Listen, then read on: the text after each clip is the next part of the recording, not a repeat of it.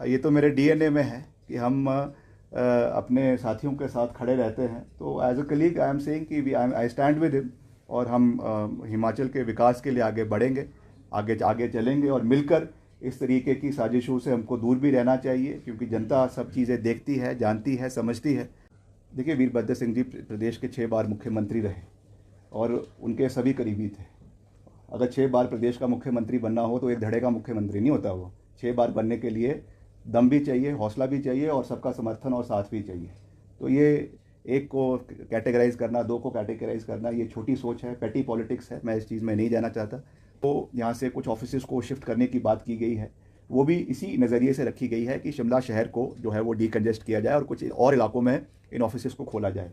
जब वीरभद्र सिंह जी मुख्यमंत्री थे उस समय भी विधानसभा का दूसरा विधानसभा जो है वो धर्मशाला के अंदर बनाया गया। ये भी इतिहास के पन्नों के अंदर दर्ज है। और आपका जो एजुकेशन बोर्ड है उसको भी शिमला से शिफ्ट कर धर्मशाला ले जाया गया। ये भी इतिहास के पन्नों में दर्ज है। और वैसे ही जब धूमल साहब मुख्यमंत्री थे तो हमारा जो service selection subordinate service selection board है, जो अब राज्य चयन आयोग बन चुका है, वो भी जो है वो हमीरपुर में यहाँ से शिफ्ट किया गया। वो भी इतिहास के पन्नों में दर्ज है। तो इसे हमें राजनीतिक एंगल से देखने की आवश्यकता नहीं है। हिमाचल के और कोनों को भी उतना ही तवज्जो मिलना चाहिए जितना शिमला का है। क्या कौन कर रहा है सर साजिश? नहीं, विपक्षी लोग हैं, वो तो लगे रहते हैं। अब विपक्ष के साथी है, अब उनको और कोई सूझ नहीं रहा है तो लगातार कुछ ना कुछ चीज़ें करते रहते हैं। हाँ, देखिए, हम तो सकारात्मक रूप से प्रदेश को आगे ले जाने का प्रयास कर रहे हैं, सबको साथ लेकर आगे चलने का प्रयास कर रहे हैं। जब चुनाव आएंगे तो चुनाव में तो दो दो हाथ होते ही हैं, उस समय की बात उस समय की है। मगर हर तरीके से कॉन्स्पिरेसी करते रहना, हर तरीके से जो है हमारे नेताओं को, हमारे मंत्रियों को या हमारे विधायकों को टारगेट करते रहना, ये सही नहीं है। तो इसी परिप्रेक्ष्य में ये बात है कि हमको मिलकर आगे चलना चाहिए। और जहाँ तक उप मुख्यमंत्री जी की बात है, it is a known fact that he is one of the tallest leaders in Himachal Pradesh today.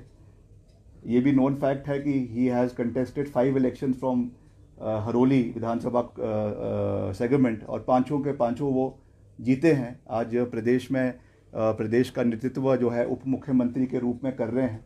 तो अगर किसी नेताओं को, भाजपा के नेताओं को, उनकी हरोली में विकास से जो है वो तकलीफ़ हो रही है, या वहाँ पे जो मेले वो कर रहे हैं, या रोज़गार मेले कर रहे हैं, या वहाँ पे जो विकास के कार्य कर रहे हैं, तो इस तरीके की चीज़ें नहीं होनी चाहिए।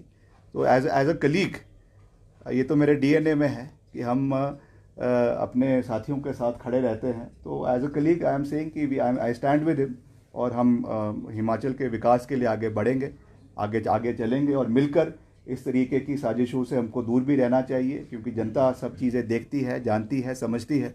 और मिलकर हमें आगे बढ़ना है, हिमाचल का विकास करना है। जैसा मैंने कहा कि दलगत राजनीति से ऊपर उठकर प्रदेश को आगे लेकर जाना है।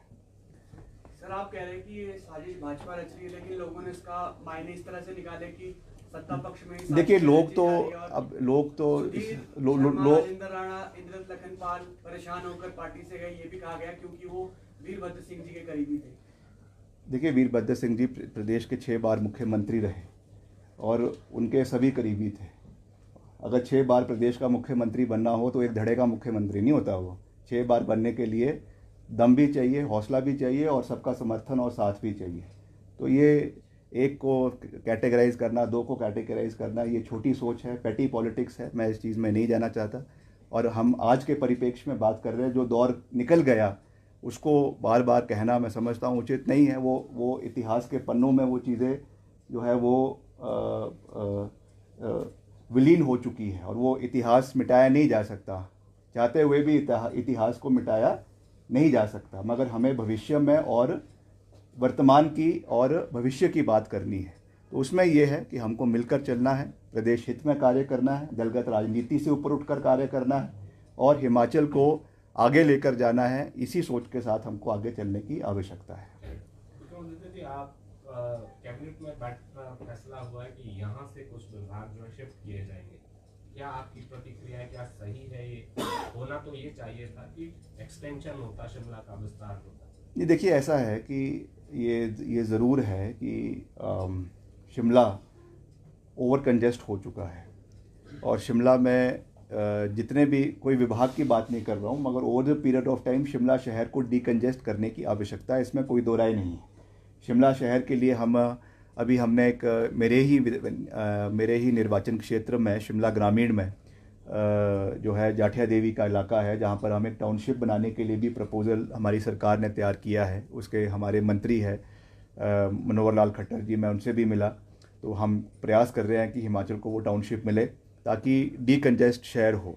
और उसके साथ साथ जो यहाँ से कुछ ऑफिसेज़ को शिफ्ट करने की बात की गई है, वो भी इसी नज़रिए से रखी गई है कि शिमला शहर को जो है वो डीकंजेस्ट किया जाए और कुछ और इलाकों में इन ऑफिसेज़ को खोला जाए।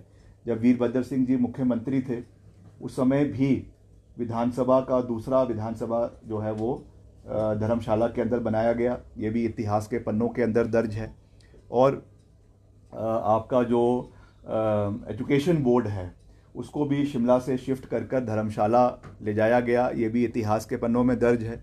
और वैसे ही जब धूमल साहब मुख्यमंत्री थे, तो हमारा जो service selection subordinate service selection board है, जो अब राज्य चयन आयोग बन चुका है, वो भी जो है वो हमीरपुर में यहाँ से शिफ्ट किया गया, वो भी इतिहास के पन्नों में दर्ज है।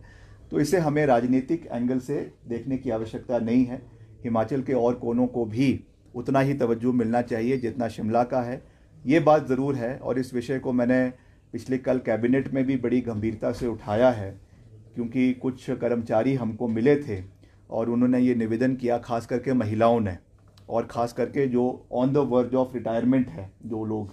तो ये बात मैंने कल कैबिनेट में भी कही, मुख्यमंत्री जी से भी कही, और आज भी मैं इस विषय को उठाऊंगा, क्योंकि हो सकता है आज भी ये विषय कैबिनेट में आए कि जो लोग बिल्कुल on the verge of retirement है या लेडीज़ हैं जिनको जाने में दिक्कत है, उनका एक ऑल्टरनेटिव अरेंजमेंट जो है वो होना चाहिए। ये सब चीज़ें पहले से ही आपको देखनी है, मगर इन द लॉन्गर रन अगर आप किसी ऑफिस को यहाँ से शिफ्ट कर रहे हैं तो वो उसको एक एडमिनिस्ट्रेटिव रूप के रूप से देखना चाहिए, एक पॉलिटिकल कलर्स उसमें नहीं आने चाहिए, फर्स्ट पॉइंट। और सेकंड, जैसा मैंने कहा कि एम्प्लॉयज़ की अगर उसमें कोई ग्रीवेंस है या उनका कोई उसमें वो इशू है तो उसको हल करना चाहिए। और मुख्यमंत्री जी ने उसमें सहमति कल जताई भी है कि हम इसका एक वे आउट ढूंढेंगे कि जो इसमें एम्प्लॉयज़ है जो on the verge of retirement है, या जैसा मैंने कहा महिलाएँ हैं, कोई वो भी होती है